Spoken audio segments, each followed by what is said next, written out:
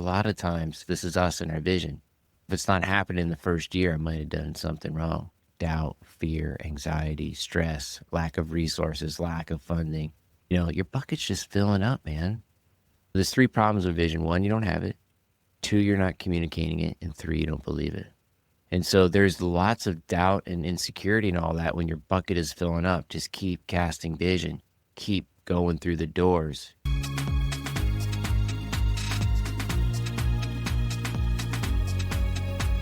It's time to reinvent.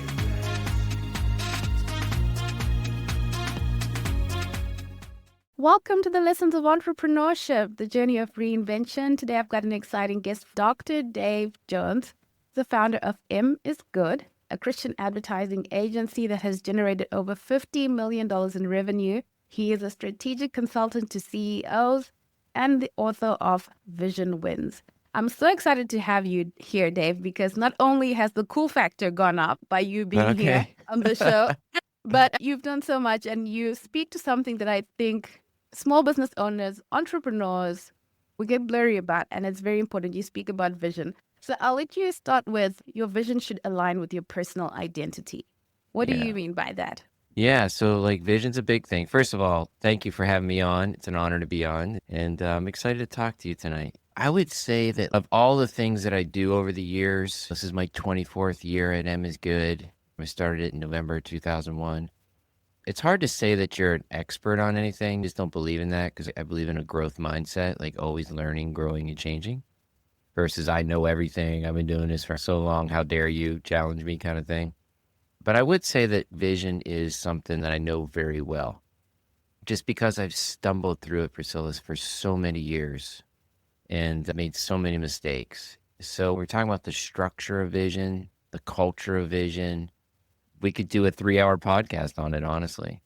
I believe that as an entrepreneur, whether you're starting or you're in the middle or even towards the end of your career, vision and identity are a big deal. Me running a Christian organization, Christian ad agency, I believe that God has put a vision in your heart, and that vision needs some sort of curation, but also some discovery in where you're going. So once that's out, great things happen. And I'm going to say it's not easy. I'm going to say great things start to happen where I just believe that God can move when that vision's, whether you're realizing it, whether you're speaking it, whether you're just doing it. Yeah. So I think it's a big deal in who you are. There's this sort of performance thing that happens. Like we believe that how we make income is who we are. That's not who we are. I think that's part of who we are, but it's not who we are, and it's not what we do. Did that answer your question? I felt like that was a little bit more than you were asking for. You did, and you raised some more questions for me. Okay. You talked about the curation of the vision. Yeah. What does that look like? Okay. Let's just get into some really cool vision statements. Years ago, Bill Gates, he had a vision to have a computer in every home. That vision was crazy talk. Back then, the size of a computer was the size of a house, like literally. And he said the vision is to have a computer in every home. Today, there are probably, I think the latest poll out there was that there are 3 computers per 1 human on the planet now, which is crazy. FedEx's vision was to be in every city every day. Think about that, to be in every city every day. The curation of that, to have a computer in every home, to be in every city, to take that vision and go, okay, how do we strategically execute this? And what are the tactics to make this happen is really hard. So it's got to curate. You've got to sit with it. You got to understand, how do we execute this? Now FedEx is in every city every day, twice a day. That's crazy. One of the visions that I worked on myself was through Freedom United, the largest modern day anti-slavery organization in the world. And that vision is to end slavery. You think about that, practically, it's never going to happen. There's about $2.5 to $3 billion created in the slavery organization. To fight slavery, there's about $200 to $300 million. It's an unfair fight. In fact, the slavery that's going on is work labor slavery. It's not sex trafficking. It's a very small portion of that. And so when it's curating, it's like, how do we execute this vision? And a lot of times, I like to be an encourager of the vision, to say, look, there's nothing wrong with you and your vision. It's that you haven't communicated it enough. You haven't talked to the right people to help you execute the vision. If the vision is written correctly, it's so much bigger than you. It involves resources, time, and treasure of multiple people. I look at it like, I don't know if you have any viewers or listeners out there that used to watch Batman. When the commissioner was in trouble, he would send the bat signal up on the building and the Batman would come flying in. Do you remember that? This is like the vision statement. It's like your bat signal saying, okay, here's what's in my heart. Here's what God has called me to do. Send up the signal and watch God work. I'm glad I asked for you to go into that. It's enough already. Someone can log out at this point and That's good. but they shouldn't, because there's more to come. Thanks for breaking that down, Dave. There's something that happens. Maybe you can speak to this a little bit. Sometimes we think that vision, like you said, sounds like crazy talk. It just sounds too big because we haven't called in the right people, or we haven't signaled to the right people. We then try to put it aside because it feels too big and it feels too impossible. They speak about maybe as vision drifting. How do you spot that, and what do you do in that phase? This is a great question. I like to use an example of, you go to a water park, there's that giant bucket that's filling up with water. And everybody's, oh my gosh, when's it going to tip over? You don't know when it's going to tip over. You don't know where the water level is. But we all know that it's got to fill up with water before it tips. And I think a lot of times this is us in our vision. If it's not happening in the first year, I might have done something wrong. Doubt, fear, anxiety, stress, lack of resources, lack of funding. You know, your bucket's just filling up, man. There's 3 problems with vision. 1, you don't have it. 2, you're not communicating it. And 3, you don't believe it. And so there's lots of doubt and insecurity and all that when your bucket is filling up. Just keep casting vision. Keep going through the doors. Keep getting your butt kicked on it. You know, you're going to get punched in the face. Nobody's going to relate to you. It's really hard. The Bible talks about vision, to write it on a tablet and make it plain. In Habakkuk 2:2, this is a time when Nineveh was at its height. And for those out there who don't know the story, Nineveh was like this place that nobody wanted to go to. In fact, Jonah was like, God, I ain't going to Nineveh. If you know the story about him going and getting swallowed up by the whale and getting burped up in Nineveh. And nobody wanted to go to Nineveh. So I look at it like it was like New York and Los Angeles during the 60s. Like anything goes. The crime, the sex, the drugs, everything was happening in Nineveh. And so Habakkuk goes up on this watchtower and he's just, God, what are you doing? This is crazy. And so Habakkuk says, God, I'm just going to sit here. I'm going to sit here and wait for you to tell me what's going on, God. And so God responds with, write the vision on a tablet and make it plain so the runner running by can see it and carry it with them. That's God's response to all the chaos. And so if we look at that and break it down a little bit, I think about this as like today we're driving down the highway and we see a billboard that says McDonald's next exit, right? That's simple. Oh, okay, I'm hungry. I want to eat. Or gas next exit. Simple. You can carry it with you. Or you're driving down the highway and you see a billboard with all this messaging on it and you can't read it because you're going by too fast. There's got to be multiple billboards for you to get it too, because you don't sometimes see it. So this is our vision. It's got to be short, got to be portable, got to be easy to understand, memorable, inspiring, detailed. I mean, it's got to have the God factor. It's got to be bigger than you. If it's not bigger than you, then it's a mission statement. That was a lot, Priscilla. Thank you for giving us that, because that made a lot of sense. The reasons why. I think when you mentioned those 3 reasons, someone will be able to say, okay, where do I fall in that? And for the person who says, okay, I've got the vision, I'm communicating it, and it's getting heavy to carry this vision. How do people stay on focus? That is a great question, but it's so hard, right? Because, again, if you look back at the Bible, God uses people that are just not the people you think he'd use. And so a lot of us are those people. But we don't have the money. We don't have the time. We don't have the resources. And you're going, okay, this is the vision, Lord? Yeah. And you chose me? Yeah. And so it is prayerful. I look at it like this is a hallway with lots of doors. If you stand at the end of the hallway and go, geez, that's a lot of doors, I'll wait till one opens up and then I'll walk through. In my experience, that is not how it's worked. I've had to walk down that hallway and I've had to open a couple doors that I shouldn't have opened, but I needed to learn from it before I got to the right door. I think that's part of the vision is, you know what? I got to see what works. I got to get kicked in the teeth a couple of times. I got to get up. I got to learn from this. And you got to glorify the Lord in the valleys. Like I've had lots of valleys, but I've learned from those. I've tried to do my best, probably like a 7 out of 10 best, 10 being the best. I just learned from it and just kept on going. So that's what I would say that somebody's discouraged by it. Just keep going, keep going. Dave, I never allowed you to tell us how you landed on this path. I know you've gone from sports to marketing. Tell us your backstory. I think you've opened a lot of doors and they've led you a lot of places. Yeah. I was a hockey player growing up in Northwest Pennsylvania. Early on, I had some success. I won a couple high school hockey championships, state championships. I played junior hockey in Ottawa and in Cleveland. In Cleveland, I got a slap shot in the face, broke my nose in 3 different directions, deviated my septum, cut my nerves between my teeth and my mouth. I went to the Cleveland Clinic. They did a nose surgery on me, put 3 yards of gauze up each nostril, and with tubes. What happened, Priscilla, was I couldn't breathe. So, like, I would have to breathe through my mouth. For 2.5, 3 weeks, my tongue would dry out, crack, and bleed. And that was the first time that I was like, Lord, what do you want me to do with my life? Because this stinks. This is not working. So I ended up playing hockey in Europe, and I came home, and it was a great run in Europe, in Germany. And then same kind of thing kind of happened. I got in corporate America. I was working for Fox TV as a media buyer. And I was like, this is not what I was called to do. And so I just prayed a prayer right there in my cubicle. Lord, what would you have to do with my life? And I didn't hear an audible voice or anything like that. I just said, I'll start an ad agency. What do I call it? And I just came up with the names Marketing Ministries. And I thought that was a really dumb name.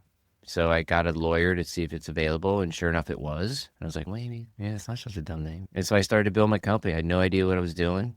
And first year, I had $15,000 in revenue, and I made 15%. Second year was $30,000. I don't know if the math is $750 I made that year, $800 after taxes. And so that was tough. And then the third and fourth year, it doubled and tripled. We built over $1 million in the 5th year, and it just never looked back. My journey has been one of just following God's intuition and lead. Today, I'm as good as one of the largest Christian ad agencies in the world. We manage about 38 to 41 clients. Our media spend is about $1.6 million a month. We have clients that depend on us for strategic development in their messaging and their KPIs, their key performance indicators. And so throughout those years, man, this is my 24th year. Right around 2013, I really wanted to become a steward of people, just understanding behavior. I didn't really have a track. I knew it was psychology. Psychology is the study of human behavior. Sports psychology is the study of human behavior within sport. I just wanted to chase that, just knowledge. I really wasn't looking for a degree, honestly. I knew a degree wasn't going to get me like anything really. It was just more of the knowledge, just chasing it. I started down the path of getting the doctorate because it had a path of reading and writing and discussion. And so that took me 13 years. And in December 6th of 2024, I defended my final dissertation and became Dr. Dave. Wonderful. Yeah. That's exciting. I'm interested to know, maybe you can think of pivotal moments in your business, things that you could share with entrepreneurs or small business owners who are just starting out, who are maybe in that stage where it's, man, is this worth it? After taxes at the end of the year, and this is the 2nd year, and this is not making any money sense whatsoever, but you're pushing through. Yeah, I would say that you have to give it at least 5 years before you even begin to evaluate. That would be my advice. That's what happened to me. Like, I knew it wasn't working, and I knew I had to walk through some doors, but it never crossed my mind to say, I'm going to do something else. Now, I had lots of doubt and fear and anxiety and stress, and I knew I needed to somehow make it work. I didn't know how. I just kept on moving, and I prayerfully kind of leaned on God. Now, I've never been like a Pentecostal person where I'm hearing from the Holy Spirit and like God said in an audible voice. That's never been me. It's more of, I think I'm going to go in this direction, see what happens. And there are things that work and things that don't. And how they work for you is different than how it worked for somebody else. So I never really compared myself to others. I just wanted to chase what I thought I needed to hear or learn. I had a mentor tell me, because I just didn't like myself, Priscilla. I just didn't like myself, like my personality. My self-image was terrible. So I had a mentor that told me, turn off the TV. In this case now would be put down your phone. And for the next 2 years, read these books. He gave me 30 books and I read them in the first year. And when I tell this story, I remember like I had a place in my apartment where I would just have a nice rocking chair with a nice lighting. I would just go and I would read these books that he gave me. And so that's what I would say. If you're an entrepreneur, it's not working, keep pushing. You're going to build somebody's dream, period. It can be yours or it could be somebody else's, but you're going to build a dream. It's interesting, Dave. Being an athlete, I would think that it takes some certain drive that most people don't have. It takes a certain amount of being able to push through. So it surprises me that you say you didn't like yourself or you didn't see yourself in a good light when you accomplish what most cannot.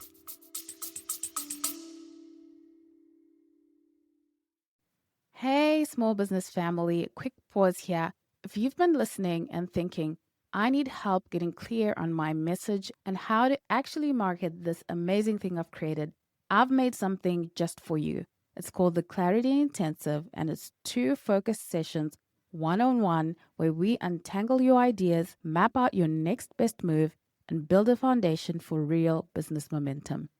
If you're done thinking what's the right thing to do, and you're ready for a customized strategy that fits you, this is for you. You'll find the link in the show notes, or you can visit the website www.reinventingperspectives.com/shop, and you'll see our Clarity Intensive 1-to-1 marketing coaching. Let's get back to the show.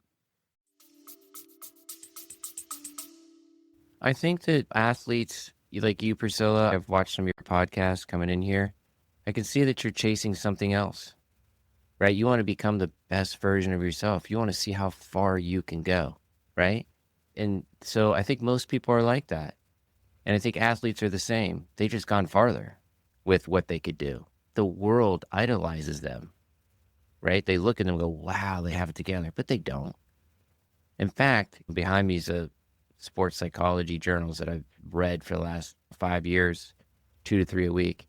The higher the performer, Priscilla, the more dysfunction there is. So when somebody is a super high performer that has the money and the wealth, a lot of times, I'm saying all the time, but a lot of times they're masking. And so they use the ways of the world to say, you know what? How dare you talk to me or challenge me? Look at all the stuff I got. But really, they're masking. What I've learned is we don't gain an identity by how much stuff we have or how many commas we have in our bank account. It's about how we're helping others become the best version of themselves and how we're fulfilling our vision, right? And so athletes, especially in transition, I don't know if you've ever read the book by Malcolm Gladwell, The 10,000 Hours. It takes a lot of hours and a lot of repetition to become an expert in something. And so that's something you become an expert in, you're going to retire from it. And then what do you do? So now the identity gets challenged. Your vision gets challenged. So that's where a properly written vision on the foundation of fulfillment and purpose is better than I want to have $10 million in the bank account. You see me as rich and I've made it. That leads to emptiness. I'm so glad you mentioned that, because even sometimes your business fails. And if that was your identity and that was the vision, this business, and this is who you think you are. It's a bad place to be. Yeah. And so that's why I was saying I didn't like who I was, because I was trying to score goals to be likable. I was a hockey player. So the more goals I scored, the more people liked me until I stopped scoring goals. Now my identity, what happens?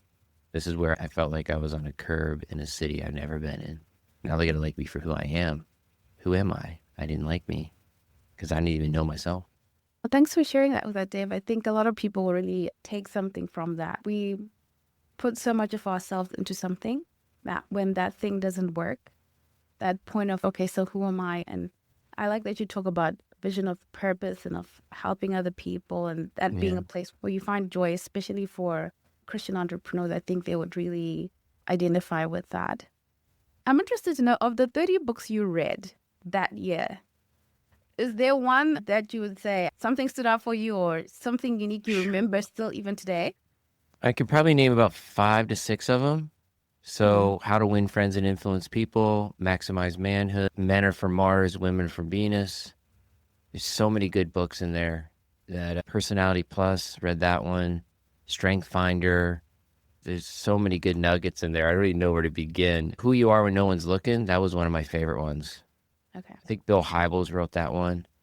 So that has stuck with me for years, Priscilla. Who you are when no one's looking. It's powerful. So you have integrity when everybody's watching, but what happens when nobody's watching?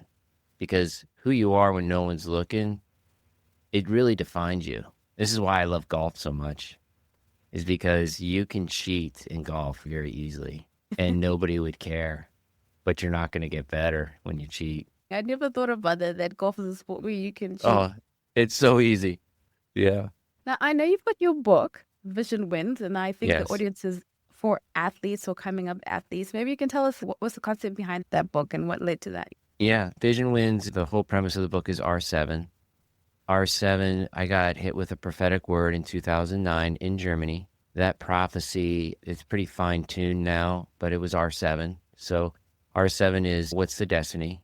As a Christian, we know destiny is to glorify the Lord with our talents and abilities. What's the vision? From the vision, we build the strategy. From the strategy, we're building the brand. Then we're communicating that brand. And then we're praying about steps 1 through 5. And then step 7, take action. I'm a big fan of John Gordon. I love his books. I don't know if you ever read his books before, but they're awesome fables.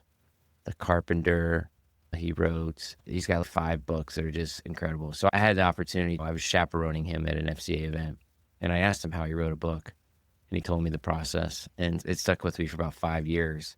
R7 is a fable. All the characters are either a part of my personality or somebody else's. There's a kind of a mashup of people in there, and it's Kelly and Elliot that go through life together in Edina, Minnesota. And they're challenged by their vision by this mentor named JJ, who's a Zamboni driver at a local rink. And they go through life and they have some trauma that happens because life's peaks and valleys. It's not awesome all the time. And it takes you through R7 in a fun story kind of a way. I look forward to that. I'm looking forward to hearing your input on the book. We need to do this again where you've read it and go, oh my gosh, what does this mean? That would be awesome. You know what? We should do that. I love to read books, and if the author is willing, let's plan this. This is something to definitely do. Yes, I would love that, Priscilla. Let's do it. So to the audience, do come back because we're going to go into R7, and I think there's going to be something special for everyone there. I wanted to ask you, you've been leading this business for a long time, and you've done a lot of work with a lot of people. What would you say is your key leadership principles or biblical leadership principles? I would say the number one is trust. One of those books on the book list that the mentor recommended me is a book called Getting Naked. And so this is a book about how you communicate with your clients, how you communicate as a leader. And it's better to be transparent about what's happening than trying to be right, is basically the premise of the book. In order to do that, you have to be honest. You have to be transparent. Having trust is a big deal in leadership. Also, I would say principle number 2 is collaboration. I've learned a long time ago that I don't have to be the smartest guy in the room. The stress of being the smartest guy in the room is too much. And then when it doesn't work, now you're not building trust. And so it's better to be collaborative than to be right. That's a big one. And so I love to collaborate and I love building trust. Those are the 2 kind of core principles.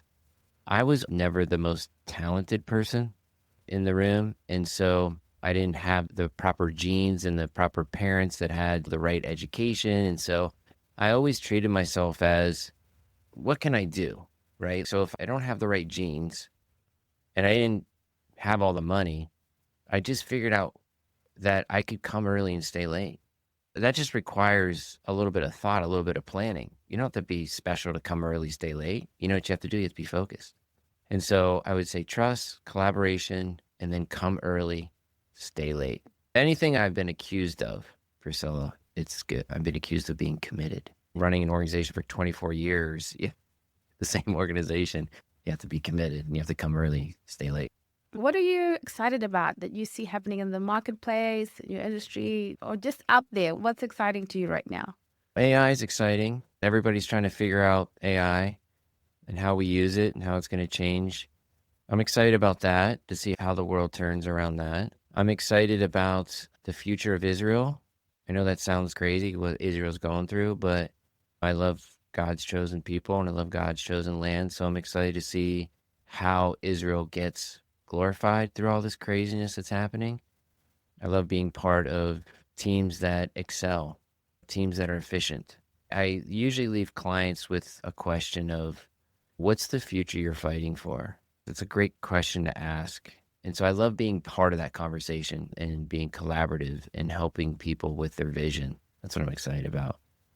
Now, on a sort of personal level, like I said, I love playing golf. I love seeing how far I can go in golf. Like I'm pursuing that right now. It used to be CrossFit. It used to be my doctorate. Now I'm okay. How can I get better? Thank you so much, Dave. And I'm happy that you've told me go and read this book and let's talk about that. I'm looking forward to that as well. To the audience, please, if you'd like to know more about Dave, please go to misgood.com. It's going to be linked in the description. Dave, is there somewhere where they can follow you, where you're most active? Yeah, I'm probably not very good on the active side of things, so I think Mm. Emma's Good's the best place to go. I'm on LinkedIn as well. So I would just say I post about 3 blogs a year for the last 10 years. So I've got a lot of great content on the R7 blog page on Emma's Good. So if you want to read about or watch the R7 podcast, it's on Emma's Good as well. Dave, thanks so much. It's been an insightful conversation, and it's only part 1. There will be a part 2. That's right. Let's go. Looking forward to that. It's been a pleasure. Thank you.